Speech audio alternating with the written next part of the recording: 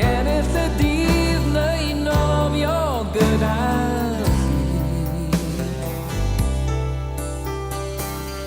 ti a minne ar wahân fydd dim byd eto fel y bu o'r blaen pen i weired aeth y byd wrth nofio gyda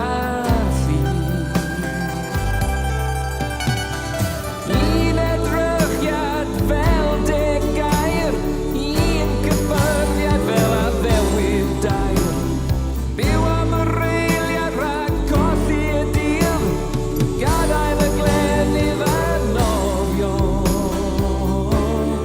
gyda thi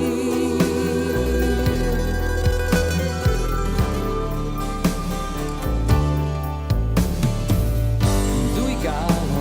yn giro fel un